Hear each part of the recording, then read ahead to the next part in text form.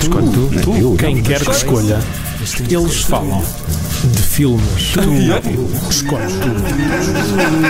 Escolhe tu.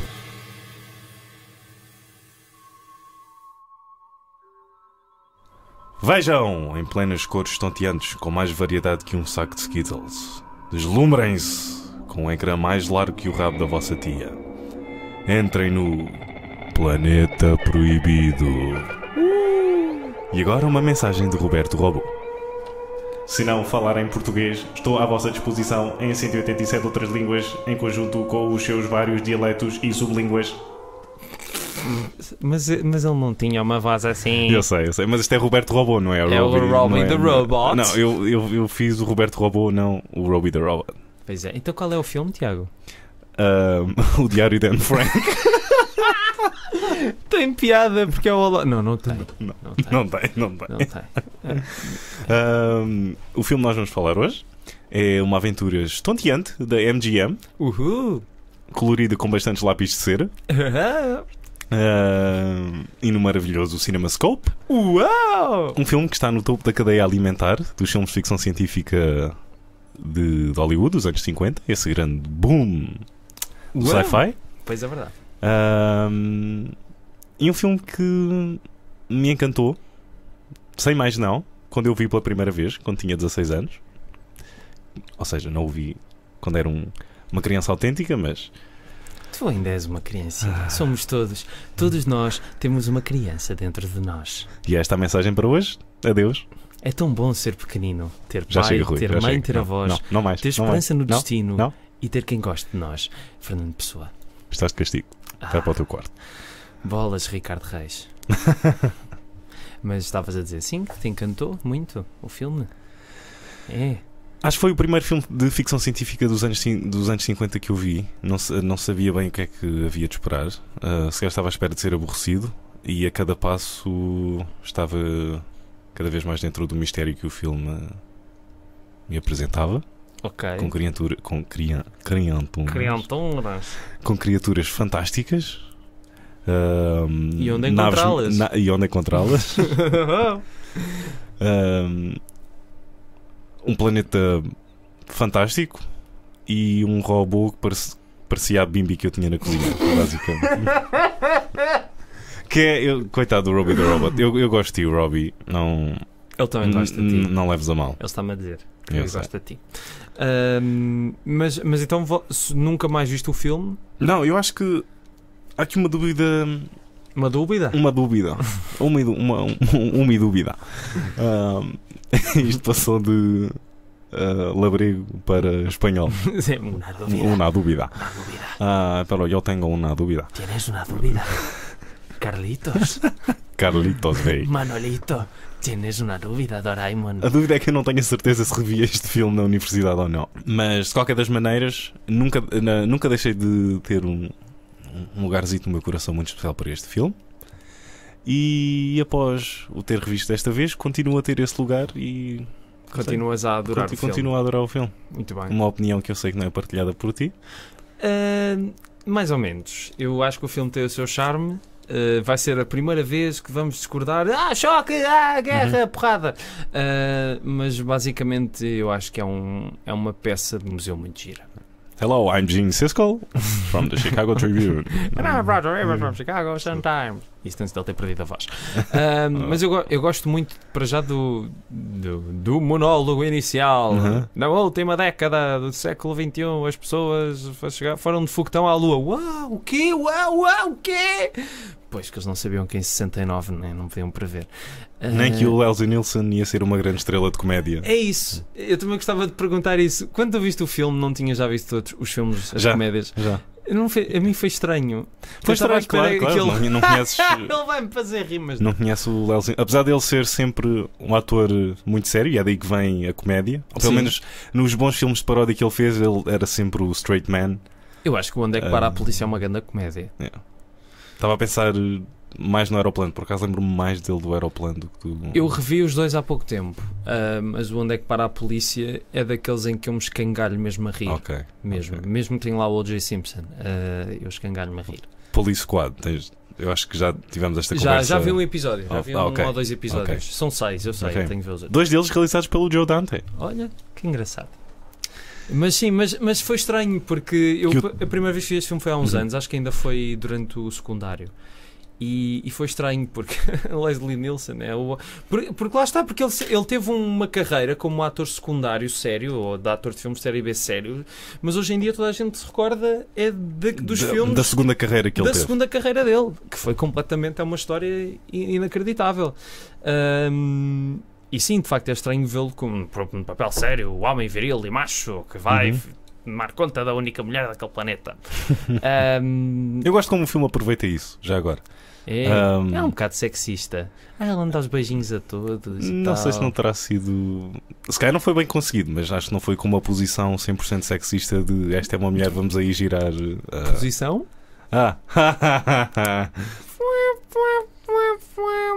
Isto não foi um efeito sonoro, isto fui eu a fazer. Mas então isto também não foi um efeito sonoro. Mas diz-me, porque eu estou realmente interessado em saber. Eu estou realmente interessado em saber. Tipo, estou-me a cagar. Não, eu estou realmente interessado em saber porque é que tu gostas tanto deste filme. Se calhar é uma sensação um bocado primórdia até de eu ter ficado deslumbrado com as partes técnicas do filme. Não é compreendo, não seja um argumento muito válido. Sim, mas o filme ainda é espantoso a nível técnico. Tecnicamente, sim. Ponho este ao lado do The Silent Earth como os dois mais impressionantes da década de 50. E isso agarrou-me logo. Mas lá está o mistério. Mas o mistério, tu só começas a ver o mistério para aí a meia hora antes do filme acabar. Não. É assim, há uma aura de... Mas aquilo só fica assente mais perto do fim, quando há aquela então, mas a grande chave no clímax filosófica do filme, que eu acho que foi... Eu vi o filme e na altura gostei, mas lá estava, mais como um achado arqueológico do que um filme que me tenha tido um verdadeiro impacto, e agora ao rever se calhar ainda gostei um bocadinho menos, porque não sei, porque eu acho que a grande capacidade filosófica que o filme poderia ter foi muito mal aproveitada. Acho que aquilo acaba por ser um bocado assim atabalhoado, assim, sim, atabalhoado, quase inconsequente. Sim, e que ao contrário de outros filmes da época, e que nós já falámos disto, The Day the Earth Stood Still. O The Day the Earth Stood Still é um filme que, pronto, ainda é mais pateta em termos de efeitos especiais, não é? Quer dizer, é pateta, é tipo, sim. Mas por outro lado é muito mais, acho que sobreviveu muito melhor em termos acho que são filmes com objetivos diferentes. São, mas eu estou a dizer porque são contemporâneos, mais ou menos. E pronto, percebes? Não é nada contra, só para dizer que não é nada contra a ficção científica dos anos 50, muito pelo contrário, eu acho. E acho que o filme tem as suas qualidades, tem, mas de facto não fiquei assim muito fascinado. Mas a nível técnico é uma proeza de facto artesanal que não envelheceu mal, de facto. Acho que o filme vai para já parte de uma premissa que eu sou um bocado pateta porque é uma tripulação como uma tripulação de salvamento para uma missão que ficou perdida a algures num planeta misterioso e Sim. claramente passa-se ali alguma coisa. Sim. E o chegar até lá para mim é fascinante. Eu descobrir porque é que aquela personagem está ali a fazer, o porquê, o que é que aconteceu aos anteriores. Não sei, acho que o enredo está bem conseguido, quer demora um bocadinho a arrancar ou não, e mesmo alguns momentos, e eu até acho que isso funciona em prol do filme e dou-lhe algum crédito por isso, mesmo alguns momentos que tu achas que estejam ali a mais, depois acabam por ter um payoff lá mais à frente, e até achei que não havia ali verdadeiramente nenhuma cena perdida, porque às vezes acontece. Não sei, mas já agora estamos a falar de cenas perdidas. Não sei se tu. Só um bocadinho aqui de trivia, sim. que eu achei muito interessante, porque, como estava a dizer, eu acho que este é um filme mais interessante pelo lado histórico e de bastidores pelo filme em si. E eu estive a ver os extras todos e achei muito interessante, porque a MGM na altura fez uma preview do filme e a preview correu tão bem que se conta que eles nunca não voltaram a pegar no filme, não voltaram a montar nada. Tanto que depois o filme tem algumas escolhas de montagem um bocado estranhas. No final, na cena final mesmo, quando o Leslie Nielsen está a falar com a rapariga, ele diz, "Oh, Judy", e de repente tens um mini corte e ele continua a falar. Basicamente houve uma secção de segundos de fala que tinha sido cortada para a preview e que se calhar foi uma coisa feita assim às 3 pancadas. E depois ficou no filme. É uma coisa assim, eu só notei, eu achei, se calhar foi um frame que se perdeu. Mas depois nos extras eles têm lá o bocadinho que faltava. Foram para aí 10 segundos de fala. E isso é interessante porque o filme de facto na altura teve um impacto muito grande e como a reação logo à preview foi entusiástica, eles disseram, então não vamos mexer mais aqui. Mas pronto, não sei se o filme Porque acho que resistiu muito bem ao tempo. Eu acho que sim, acho. Eu gosto bastante do tema de teres ali uma equipa de astronautas bastante bem composta em termos de neurónios. Sim, eles são perfeitos. Física e intelectualmente perfeitos. E todos de raça ariana.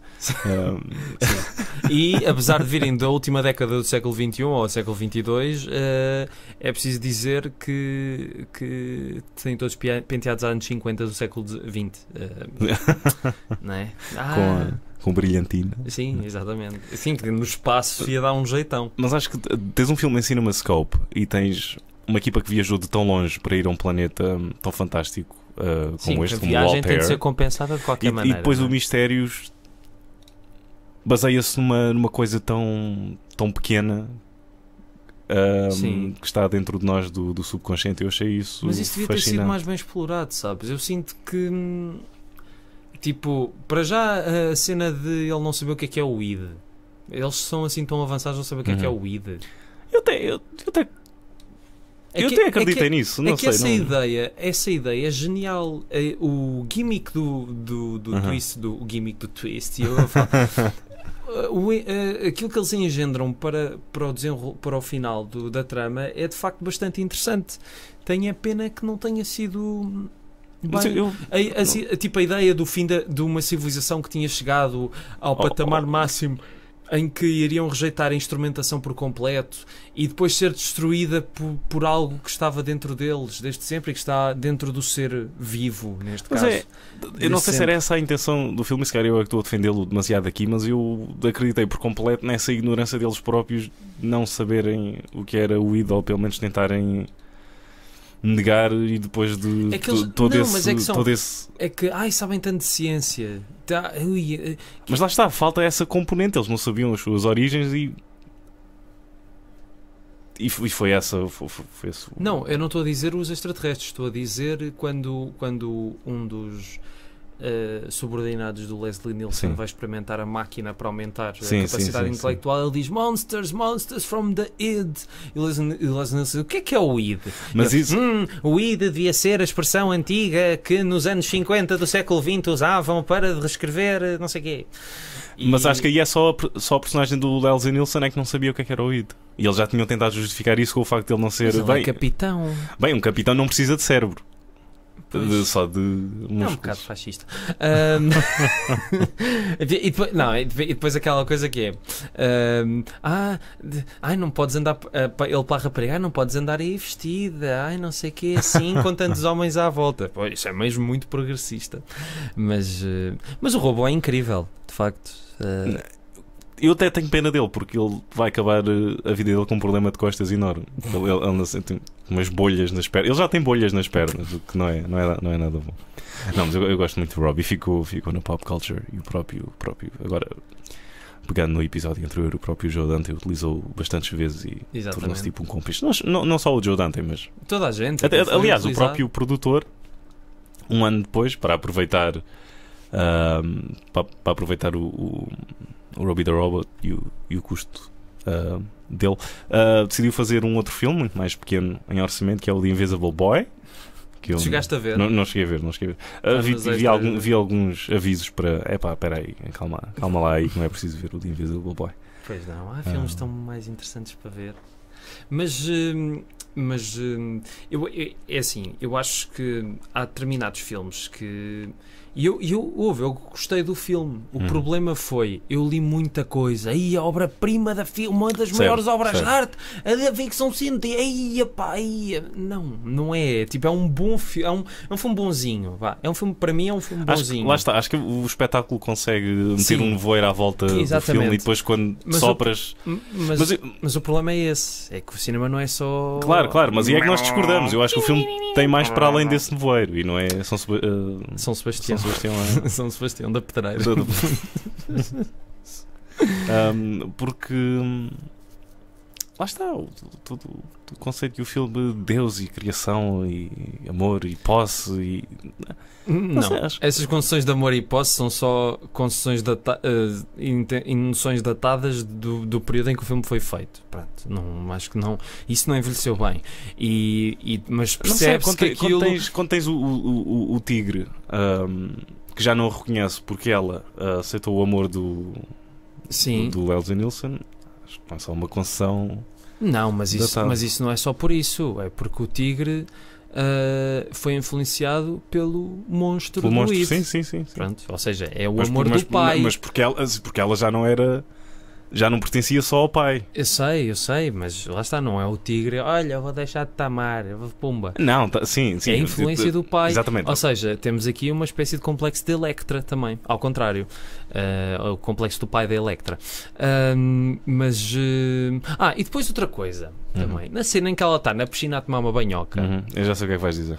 Ela não está nua. Está com vestido. Pois, mas estou nu, eles tentam cortar muito rápido. Mas não. É assim, se eu reparo num ecrã pequenino, então numa sala de cinema, em CinemaScope. Em CinemaScope. Ela tem um vestido em CinemaScope. Não. Grande Anne Francis. Foi um bocado mal. É que não havia outra alternativa. Agora, preferes a Anne Francis com um vestido numa piscina ou Leslie Nielsen numa piscina com um vestido? E agora pensa o que é que o filme te deu. E já agora, vale a pena pensar nisto. Vale? Vale. Mas eu acho que é um bocado isso. Eu acho que é um filme de ficção científica que quer ter cérebro e consegue ter algum cérebro, mas que poderia ter ainda mais, percebes? Porque acho que durante algum tempo fica ali a ver-se a si próprio. Olha que maravilhoso que eu sou. Agora vou pôr aqui o robô a fazer nhanhanhã. Para ti, o filme poderia ter sido mais... se tivesse utilizado aquele aparelho no fim para aumentar sim, exatamente. o IQ. Exatamente. E o que temos é um filme que não utilizou isso e depois só está, acho que sim. Está ali em baixo. Acho que há uma maravilha visual, mesmo hoje em dia, nem que seja só arqueologicamente falando, mas fiquei com mesmo genuína pena que a história envolvendo esse amor paternal e o monstro não tivesse sido melhor aproveitada, percebes? E o que eu quero dizer é que, ao contrário de alguns filmes da época... Mas não era só o amor paternal, era aquela... Sim, o lado negro. O lado negro, sim. Nós muito à procura da autodestruição, que fez com que isto acontecesse várias vezes e que inconscientemente o doutor dizia que não era inconscientemente, mas... Sim, mas acho que o filme fica ali muito tempo a marinar para só depois no fim é que se falar disso, percebes? A história toda dos comandantes quererem todos satisfazer as suas necessidades fisiológicas porque não veio uma pessoa do sexo feminino há mais de um ano. Eu estava à espera do Captain Kirk aparecer ali. Olha, este filme foi muito importante. Please, Robbie, don't do that. Este filme foi muito importante para o criador do Star Trek. E consegues ver exatamente. O porquê. Mas lá está, o que eu queria dizer é, há filmes que visualmente ficaram datados porque tu olhas para os efeitos e e este filme não ficou porque tu pensas, uau, isto é claro que não são efeitos digitais, é claro que isto é, mas tu ainda admiras... Aliás, há ali a proeza do... a animação e tudo, sim, a animação, todas as matérias perfeitamente que foi feita por uma pessoa que trabalhava na Disney. É que se percebe perfeitamente e de facto foi. Mas por outro lado, o lado da narrativa ou o lado filosófico e assim não é tão bem aproveitado, ao contrário de outros filmes da época que visualmente tu hoje achas piada ou riste, mas que por outro lado continuam a fazer sentido, e por isso The Day the Earth Stood Still continua a fazer sentido. Outra coisa que eu gostei bastante no filme foi o facto de deixar muito aberto à sugestão, ou seja, o aspecto do Skrull, que era a tal raça alienígena que desapareceu. Sim. Até o próprio aspecto do monstro da Id, que é só. Tem ali uns traços. Dele, do Walter Pigeon. Sim. E, do pai. Mas não... animados, nunca vês. Exatamente. Vês as pegadas, depois a pata e depois vês os tais traços, que é o ponto máximo que tu vês do monstro. Ainda não tínhamos referido ainda que é o Walter Pigeon. É o Walter Pigeon. Grande Walter Pigeon. Grande Walter Pigeon. E tem, e aqui eu espero que não me desmintas, mas tem a melhor frase de diálogo de um filme de ficção científica dos anos 50. Qual? Quando a Anne Francis chama o Robbie the Robot e toca várias vezes na campainha e ele diz: "Excuse me, miss, I was just doing myself an oil job." E essa. Isto não foi palavra a palavra, mas foi este. Ele utilizou oil job. Que porcalhão. Robbie the Robot. Mesmo porco, esse Robbie. O Robbie. Capitão Robbie. Robin dos Bojas. Mas eu agora queria dizer qualquer coisa. Estávamos a falar do Walter Pigeon, estávamos a falar do óleo. E. Uma coisa que é para mim a principal crítica que eu tenho do filme. Tem demasiada conversa. Aquele tipo de conversa muito a filme de ficção científica em que temos de explicar tudo por diálogos. Aquele jargon todo. Sim, e os momentos positivos porque as pessoas não conseguem perceber isto se nós não falarmos desta maneira e não explicarmos tudo assim. E porque tudo é importante quando nós estamos a falar. Só que depois tipo, isso era quase uma característica da época. Sim, só que tipo, tens um CinemaScope e são pessoas a falar. Tipo, eu se é para falar fico em casa a ver o Gosha. Não me importo de bons diálogos, mas sim, há ali. Por exemplo, mas há a questão momento... é que não são bons diálogos. Sim, há um momento em que e é o mais flagrante de todos, quando eles invadem a privacidade do Walter Pigeon e estão lá no escritório dele e ele apanha-os em flagrante e eles time to explain. Basicamente é isso. E sentam-os e nós estamos. E é como se estivesse numa sala de aula, porque tens o Nilsson e o doutor, e nós estamos atrás e estamos a ouvir toda a explicação do Walter Pigeon, de que era o Squirrel, de o que é que se tinha passado aqui. É que será assim tão fácil explicar tudo porque é que ele guardou o segredo o tempo todo. Percebes? Isso chateia-me. Fogo, este sotaque do Porto está muito giro. É que lá está, se fossem bons diálogos e se fossem. Porque é aquela máxima do Billy Wilder e do Lubitsch: show don't tell, né? Se tu podes mostrar as coisas e poderias pôr ali indícios, estás a ver? Tu poderias, sim, claro. E um filme que é só à base de conversa, ainda por cima, conversa chata. Não desenvolve muito, percebes? E eu fiquei um bocado com pena, daí que depois acho que o final seja atabalhoado porque tu não. Lá está, assim, eu gostava, ainda por cima um filme claramente tinha orçamento para isso, eu gostava que me tivesse mostrado mais sobre o Skrell e não que fosse uma explicação do professor Walter Pigeon tipo, e referenciando o episódio anterior, como um médico no mente que exatamente. Diz, isto é um perigo que nos pode afetar a todos, não sei o quê, e é isso. Pronto, não sei, não gostei muito disso. Pronto. E agora eu estou a chorar só um bocadinho por dentro, mas não, é que tu estás-me a dar razão em algumas coisas sacanas. Pois estou, mas eu já tinha, full confession. Walter Pigeon Explains. Walter Pigeon Explains. Isto é um problema de ver filmes que tu gostas bastante anos depois. E já tínhamos falado, aconteceu a mesma coisa com o Big Trouble in Little China. Também que agora era um filme engraçadito. Estava bastante lá em cima e depois de ver recentemente fiquei. Não é grande coisa, não. Gosto bastante ainda do filme, mas sim, não é dos melhores do John Carpenter. Não é. Mas ele fez piores. Sim. Bem piores. Como, por exemplo, é só aqui um pequeno parênteses e depois já voltamos à nossa. O Dark Star. Depende como, por acaso não escolheria pior. Não é pior porque é um filme de estudante e pronto, mas também não é. Eu vou para o Village of the Damned. Ainda não vi esse. Então vamos acabar só o parênteses. Somebody's Watching Me. É um filme para TV, se calhar vou desqualificá-lo da corrida. Pronto, está bem. Então vá, continua. Onde é que eu estava? Estávamos a falar dos filmes.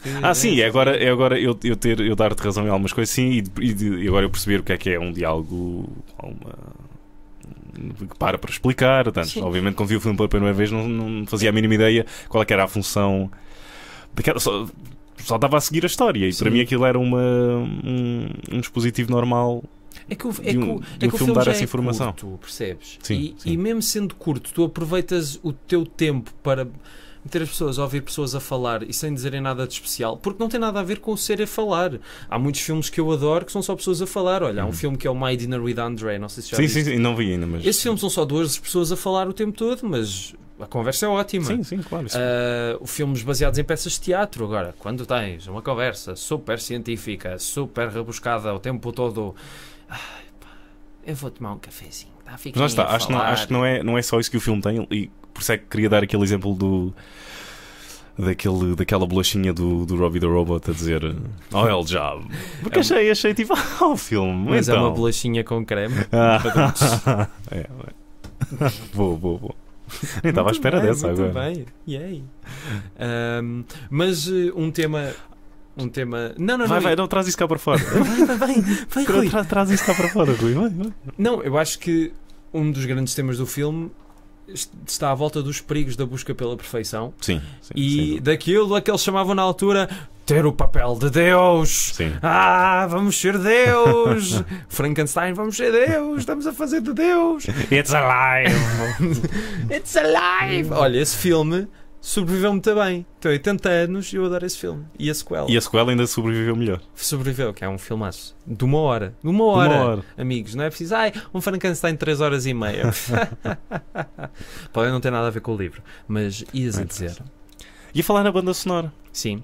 Que mantém. Que eu acho que funciona muito bem com o filme. Porque mantém uma tensão constante durante os quase 100 minutos que o filme tem. Eu senti que estava a ouvir música experimental portuguesa dos anos 80, dos Telecto, pai. Mas é uma banda sonora revolucionária. Sim. E que Antonioni plagiou no Deserto Vermelho. E o Deserto Vermelho tem uma banda sonora tão boa. Não, é um plágio do Isso está registado em algum... Não, lado, eu é que vi o filme... foi tua conclusão. Okay. E pronto, é assim, não és grande, Antonioni. Foste roubar isso a outra pessoa. Mas ficaste indiferente à banda sonora? Não achaste que acrescentava nada não, ao a banda filme? sonora é única, não é? Quer dizer, Okay. é tão única que eu a ver outro filme mas mas isto é do Forbidden Planet, pelo amor de Deus. Não, isto é uma forma que ele tem. É pena as pessoas não estarem a ver o que eu estou a fazer. Parece o José Castelo Branco. Isto é uma forma de salientar a mensagem do filme contra o tédio da vida urbana. Não, é só um plágio. É só um plágio.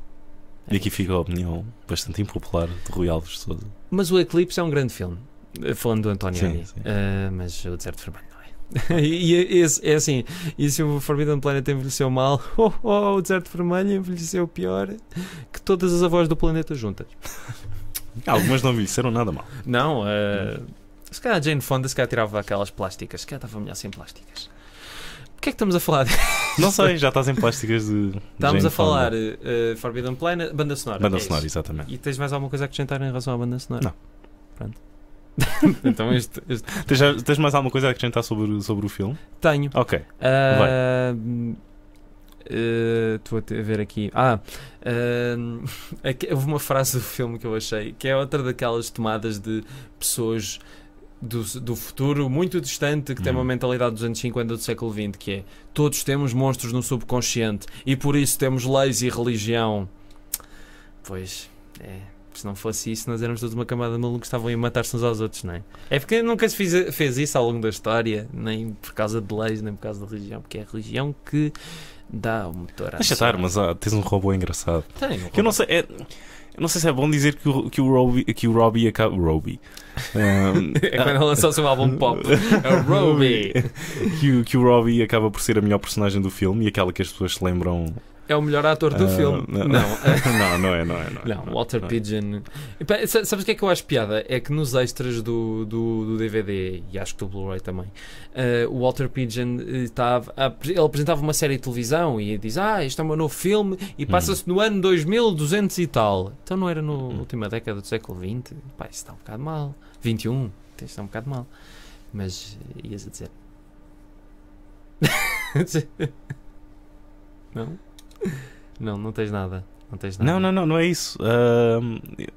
Lá está, estava-te a ouvir e descarrilei o meu pensamento. Não sei se queres falar de outros filmes de ficção científica dos anos 50. Não, estavas. Porque estavas a falar do Robbie the Robot.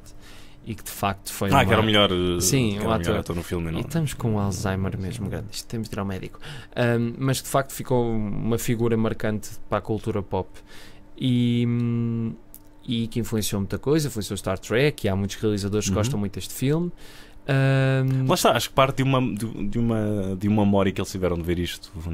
Sim, lá, isto parece que eu estou a dar a razão total. Sim.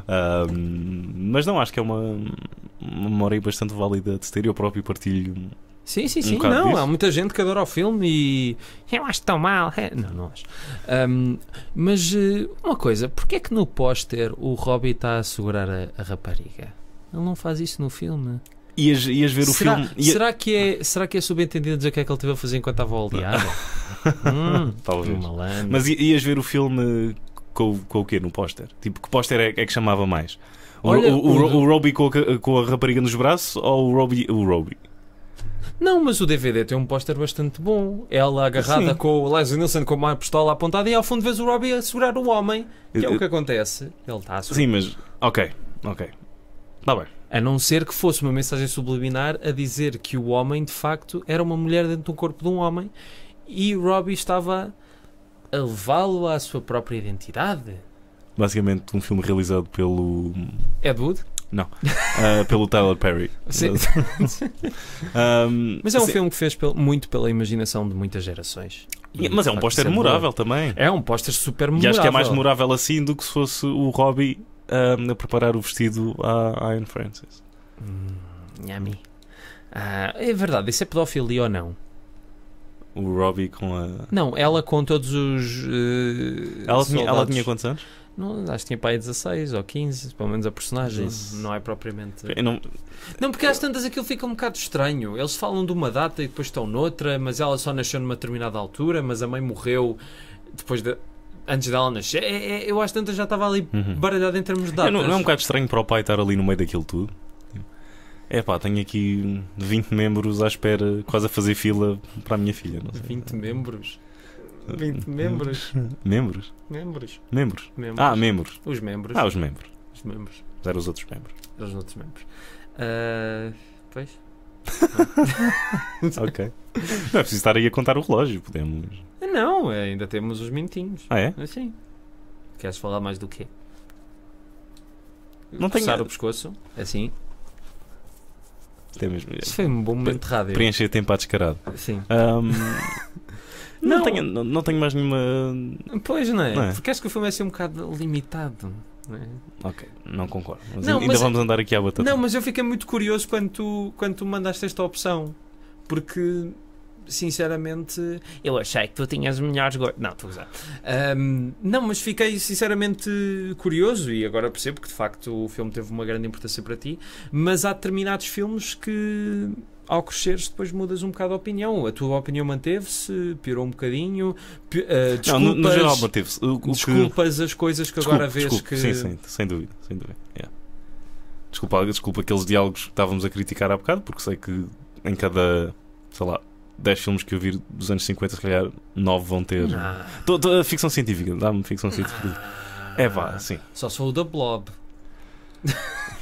The Blob é um filme... Agora vais malhar no The Blob. Não, porque só a ideia é bem engraçada.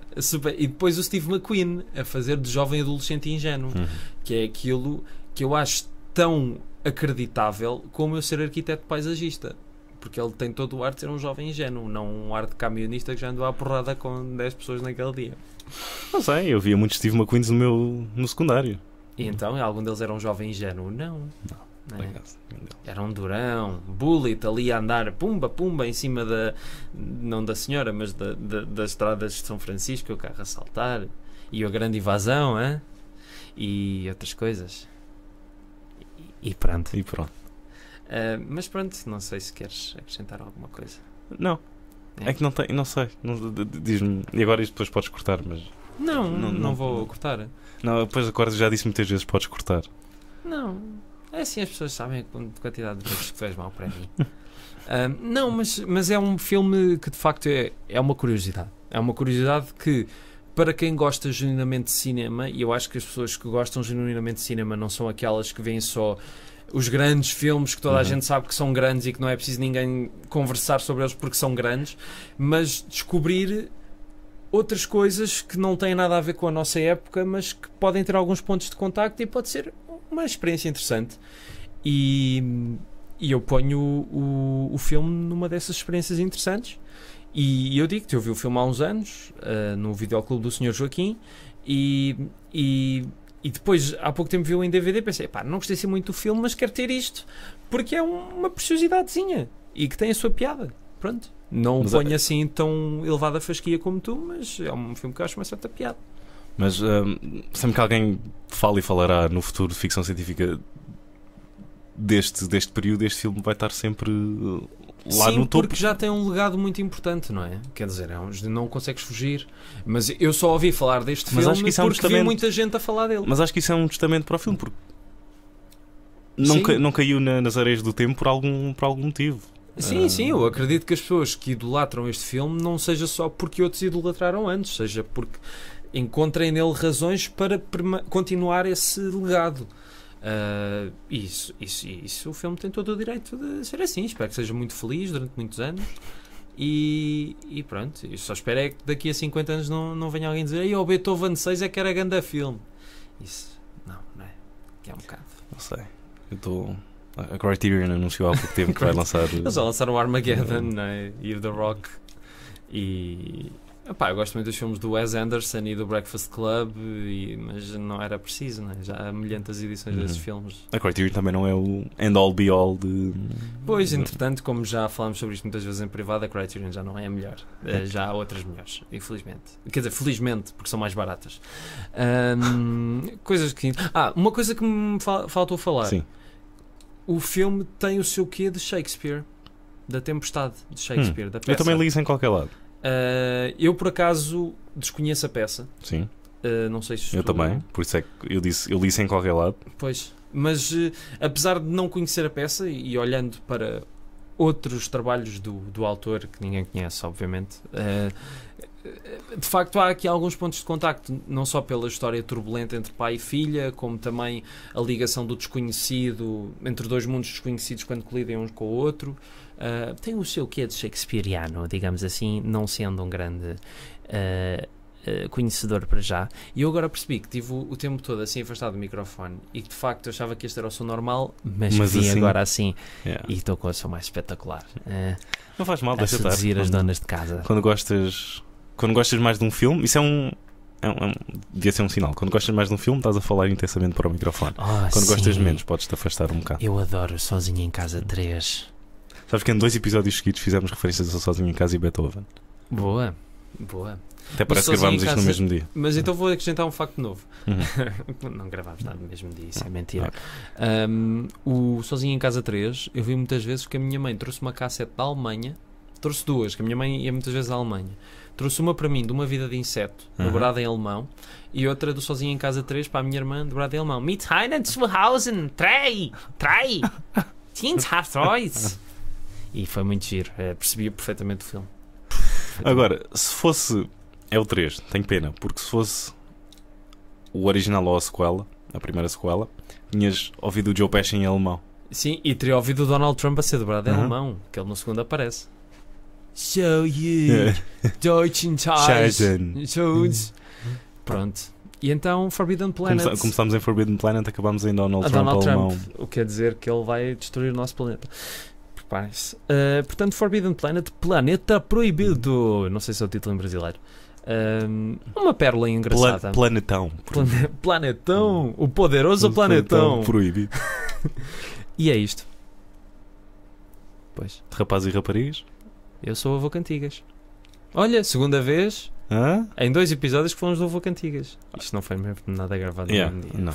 Porque é que isto ainda está presente nas nossas mentes? Epá, no nosso id. Monsters from the id. E depois morre. porque as pessoas têm sempre de dizer aquilo que é importante. Era um bocado mau se o monstro do Walter Pigeon from the Hit fosse o avô Cantigas. Tipo, isso. Eu começava a cantar e eles, não, não, oh, the aura, the aura. E foi por isso que os Krell também Foram à vida. Yeah. Pois quem é que os mandou ir ver a Espacial Música, não é? Será que quem deu nome à Krell era um fã do Forbidden Planet?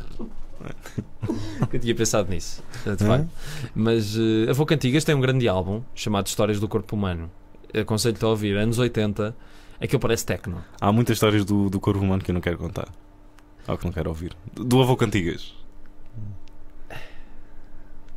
Isto foi só um segundo de silêncio. Ok. Podemos acabar? Já tá vamos bem. em 40 minutos. Podemos acabar? Ei, já devíamos ter acabado. Não Pois. sabemos quando acabar. Pois não.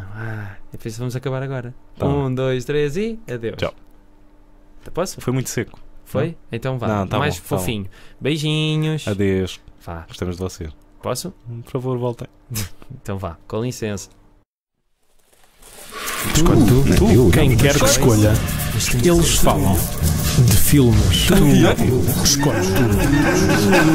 Escolhe tu.